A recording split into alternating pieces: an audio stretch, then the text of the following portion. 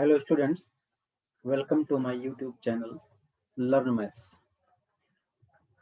इसमें जो question discuss करने जा रहा हूँ, ये क्वेश्चन जेई एडवांस एग्जाम में पूछा हुआ क्वेश्चन है। क्वेश्चन क्या है, एक बार देखो पहले, फिर बात करता हूँ कि इस क्वेश्चन को सॉल्व करने के लिए आपको करना क्या होगा।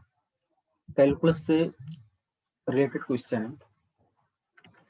Late F such that R to R and G such that R to R be two non constant differentiable functions. If f dash x equal to e to the power fx minus gx, this into g dash x for all x belongs to r. एक information और given है कि f1 g2 के equal given है, then which of the following statements is और true. एक question basically more than one correct option question में पूछा गया क्वेश्चन है। एक question more than one option correct question में पूछा हुआ क्वेश्चन है। ऑप्शन सही लग रहा होगा। विच of the following statement is और ट्रू लिखा हुआ है। ऑप्शन कुछ इस टाइप में लिखे हुए हैं कि f2 less than 1 minus log 2, f2 greater than 1 minus log 2। इसका मतलब a एंड b में से कोई एक करेक्ट जरूर होगा। ऑब्वियस सी बात है कि f2 या तो इस नंबर से छोटा होगा या इस नंबर से बड़ा होगा। Similarly g1 greater than 1 minus log 2, g1 less than 1 minus log 2, g1 या तो इस नंबर से बड़ा होगा या इस नंबर से छोटा होगा। अब जो इन्फॉर्मेशन गिवन है ना, पहले इसको डिकोड करते हैं। जी एडवांस का क्वेश्चन है, ठीक है, मिक्स कॉन्सेप्ट बेस्ड क्वेश्चन होगा और उसके बाद कुछ इसमें आपको अपना लॉजिकल ब्रेन भी यूज करना होगा। क्वेश्चन क्या है, ध्यान से देखना। अब जो इन्फॉर्मेशन गिवन है ना, पहले आप इस इन्फॉर्मेशन का यूज करो। इस इन्फॉर्मेशन का मतलब क्या है, तो इस इन्फॉर्मेशन को एक बार मैं दोबारा लिखता हूँ। इन्फॉर्मेशन क्या लिखा हुआ है कि आपका जो एफ डैश एक्स है equal to e to the power f x, इसको मैं थोड़ा सिंप्लीफाई करके ले रहा हूँ, into e to the power minus g x. ऐसे लिख सकते हो, चलो पावर में लिखा हुआ है f x minus g x, तो इसको e to the power f x into e to the power minus g x into g dash x लिख सकते हो। ठीक, अब एक काम करते हैं कि सबसे पहले ना ये डिफरेंशियल इक्वेशन जो हमें दिख रहा है, पहले इसको हम सॉल्व कर लेते हैं।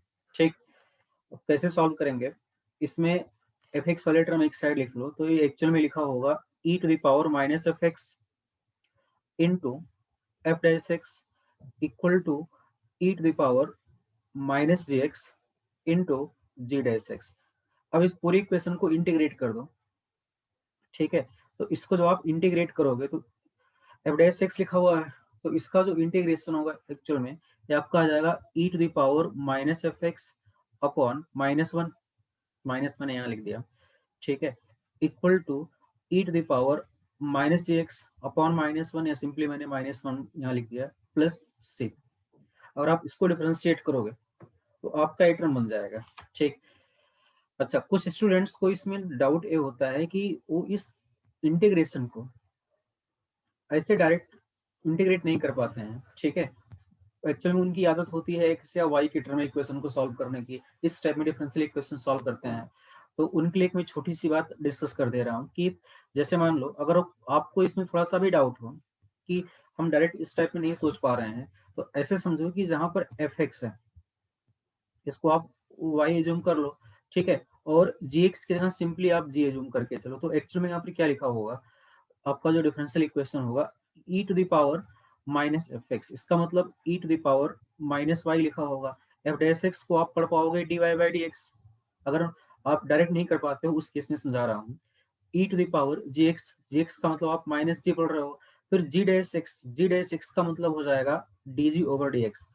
डी एक्स का टर्म कैंसिल आउट करोगे तो सिंपली यहाँ पे क्या लिखा होगा, e to the power minus y d y. इसको ऐसे भी पढ़ सकते हो, d y equal to e to the power minus g d g. अब इसको जब इंटीग्रेट करोगे तो e to the power minus y का integration e to the power minus y upon minus one equal to e to the power minus g का integration e to the power minus g upon minus one plus constant. अब y आपने किसको late किया हुआ था, F x को late किया हुआ था, तो minus e to the power minus f x equal to minus e to the power minus g x plus c. देखो अल्टीमेटली आप उसी रिजल्ट तक पहुंच रहे हो, बट इसी रिजल्ट तक आप पहुंच रहे हो जो रिजल्ट आपने डायरेक्ट सॉल्व कर लिया था। ये तो मैंने उन स्टूडेंट्स के लिए समझा दिया जो इस टाइप में डायरेक्ट इंटीग्रेट नहीं कर पाते हैं। ओवरऑल आप इस रिजल्ट तक पहुंच गए। अगर आप डायरेक्ट सॉल्व करते हो तो आपका फिर टाइम सेव हो जाएगा। अब जो रिजल्ट आया है ना, अब इंटीग्रेशन के बाद, ठीक है, आपने जो डिफरेंशियल इक्वेशन सॉल्व कर लिया है, इसके बाद की अगर हम बात करते हैं तो फाइनली आप इस स्टेप तक पहुंच गए, e to the power minus f x equal to minus e to the power minus g x plus c. इसको हम ऐसे भी लिख सकते हैं, e to the power minus g x minus e to the power minus f x equal to c, first equation. अब इसके बाद एक्चुअल में जो ऑप्शंस लिखे हुए हैं ना, उसमें F1 G1 या F2 G2, F1 G1 F2 और G1 इन्हीं को कंपेयर किया गया है, सॉरी। तो अब एक काम करो, एक इंफॉर्मेशन भी और गिवन है कि F1 की वैल्यू 1 है और G2 की वैल्यू 1 है। एक इंफॉर्मेशन अभी आपको और गिवन है कि F1 की वैल्यू 1 है एंड G2 की वैल्यू भी 1 है। तो आप इस इक्वेशन में पुट x की वैल्यू 1 पुट करोगे, तो x की वैल्यू 1 पुट करोगे तो e टू द पावर यहाँ पर माइनस G1 लिखा होगा, ठीक, minus e to the power में माइनस F1 लिखा होगा, ठीक है। अब आपको इन्फॉर्मेशन क्या गिवन थी, एक बार दोबारा देख लो। आपको जो इन्फॉर्मेशन गिवन थी F1 G2 ये दोनों 1 के इक्वल हैं, F1 एंड G2 दोनों 1 के इक्वल हैं, ठीक है। इन्फॉर्मेशन आप एक बार दोबारा कहीं नोट कर लो कि आपको जो गिवन है F1 भी 1 गिवन है और G2 भी आपको 1 गिवन है। एक क्वेश्चन में इन्फॉर्मेशन गिवन है, वहां जो x की वैल्यू 1 पुट कर रहे हो तो यहाँ पर माइनस G1 लिखा होगा, F1 की वैल्यू 1 है तो यहाँ पर माइनस 1 आ गया equal to constant, second equation. Okay, ऐसे ही अब एक काम करो, आप x की वैल्यू इसमें 2 पुट कर दो। 2 इसलिए पुट करो क्योंकि आपको G2 भी गिवन है, तो यहाँ e to the power minus G2 लिखा होगा। x की वैल्यू जब आप पुट कर रहे होगे आपका gx लिखा हुआ है। इक्वेशन नंबर 1 में आप x की वैल्यू 2 पुट करो तो e to the power minus G2, G2 का मतलब 1 है, तो e to the power minus 1 equal to, और sorry, minus e to the power minus f of x की वैल्यू आप 2 पुट कर रहे हो तो f of 2 equal to c. ये थर्ड इक्वेशन लिखा हुआ है। अब एक काम करो, सेकेंड एंड थर्ड इक्वेशन से हम कांस्टेंट को एलिमिनेट कर लेते हैं। कैसे? सब्ट्रैक्ट कर देते हैं। तो from second and third, from second equation and third equation जब आप सब्ट्रैक्ट करोगे तो यहाँ पर आपको क्या मिल जाएगा, e to the power minus G1 subtract करोगे तो यहाँ पर माइनस ई की पावर माइनस 1 माइनस ई की पावर माइनस 1, तो minus 2 e to the power minus 1 लिखा होगा, ठीक है। और यहाँ पर फिर आपका आ जाएगा plus e to the power minus F2 equal to 0। आप चेक कर लो कि सेकेंड से थर्ड को सब्ट्रैक्ट करोगे यही आ रहा होगा, ठीक। अब इससे फायदा क्या हुआ? फायदा ये हुआ कि अब आप एक रिजल्ट तक फाइनली पहुंच गए। रिजल्ट क्या है कि e to the power minus G1 plus e to the power minus F2 equal to twice upon ई।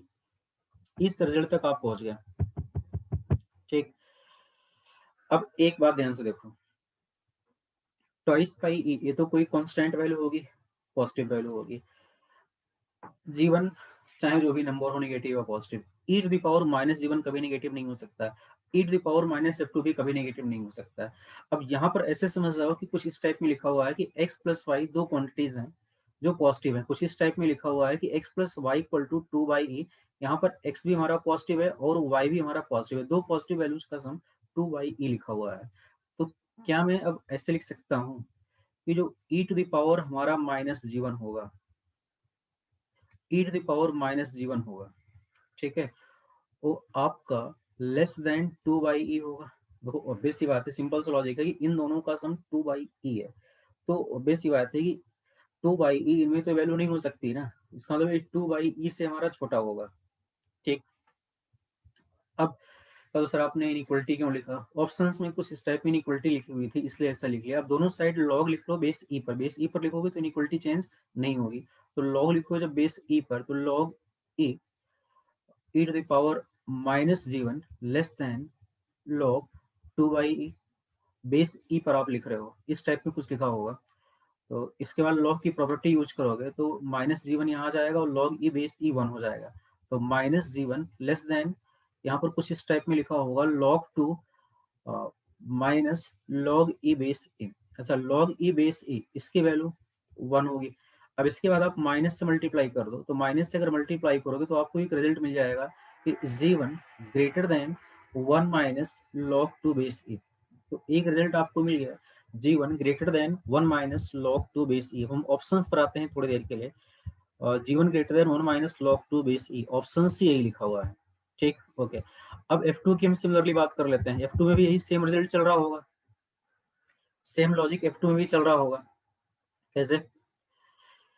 इन दोनों का सम 2/e है, तो इसका मतलब जो e के पावर माइनस एफ ऑफ 2 लिखा होगा वो भी लेस देन 2/e होगा।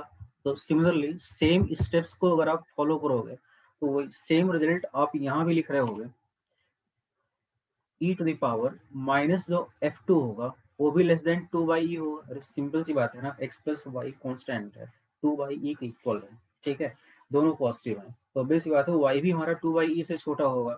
तो यही सेम स्टेप्स आप यहाँ फॉलो करोगे, लॉग लिखोगे दोनों साइड का, तो यहाँ भी आपका रिजल्ट क्या आ जाएगा, f2 greater than 1 minus log 2 base e। इसका मतलब जो g1 भी होगा वो भी 1 माइनस log 2 बेस e से बड़ा होगा, और आपका जो f2 होगा वो भी 1 माइनस log 2 बेस ई से बड़ा होगा। अब एक बात बताओ, इनमें कौन सा ऑप्शन करेक्ट हो रहे हैं? F2 भी 1 माइनस log 2 बेस ई से बड़ा है, तो बी ऑप्शन भी करेक्ट है।